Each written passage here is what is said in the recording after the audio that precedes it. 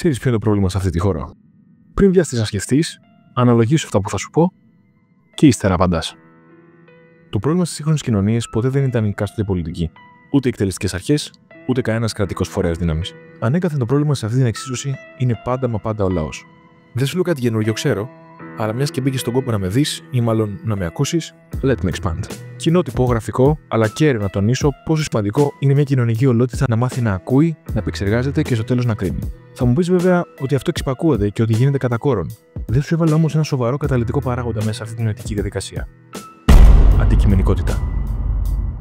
Συγγνώμη που θα σε προσγειώσω άτσαλα και απότομα, αν δεν το έχεις ήδη κάνει, αλλά πίστεψέ με, ο φανατισμός σε αυτή τη χώρα, όποια έκφραση και να έχει, θες αθλητικός, θρησκευτικός, πολιτικός, έχει αντικαταστήσει την προηγούμενη έννοια με τη δυσιώνη μουσική. Εφαλτήριο για αυτήν την κατά κάποιο τρόπο ανάλυση είναι το δυστύχημα των τεμπών. Δεν θα κάτσω να κάνω τον υποτιθέμενο αδέκαστο. Θα σου μιλήσω όμως πλήρως αντικειμενικά, μιας που δεν έχω απολύτως τίποτα, μα τίποτα να κερδίσω. Ούτε με ξέρεις, ούτε με έχεις δει. Ακούς μόνο τη φωνή μου. Αλλά πρώτα ας πάμε λίγο πίσω. Στις 28 Δευτέρου του 2023 λαμβάνει η χώρα η γνωστή σε όλους μας σύγκρουση της συμβατικής αμαξοστοιχείας IC62 με την εμπορική αμαξοστοιχεία υπαριθμών 63503. Απόρρια της σύγκρουσης είναι 57 νεκροί και 85 τραυματίες. Μέχρι στιγμής γνωρίζουμε όλοι μας ότι το τραγικό αυτό αποτέλεσμα οφείλεται εξ ολοκλήρου στη σύγκρουση. Κάποιοι όμως δεν θα επαναπαυθούν σε αυτήν την αιτιολόγηση. Εκτός ότι δεν μπορεί να πάρει την ευθύνη στους ώμους του ένας άνθρωπος, αναφέρουμε στο σταθμάρχη, σιγά σιγά ξεκεπάζεται το πόσο διασφαλίσανε την ασφάλεια.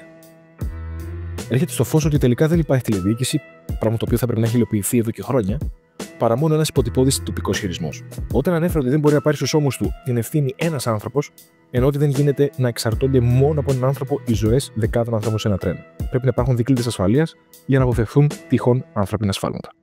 Δεν θέλω να σε κουράσω σχολιάζοντας ποταπούς δημοσιογραφίσκους όπως ο Βασίλης Σιώτης, όπου κάποιες μέρες μετά το δυστύχημα μίλαγε για πολιτικό κόστος, καθώς και ο Άρης Πορτοσάλτε που μίλαγε για θυσία με σκοπό την αναβάθμιση των σιδηροδρόμων. Ερχόμαστε στο 2025 και δεν ξέρω πραγματικά για ποιο πράγμα να πρωτομιλήσω.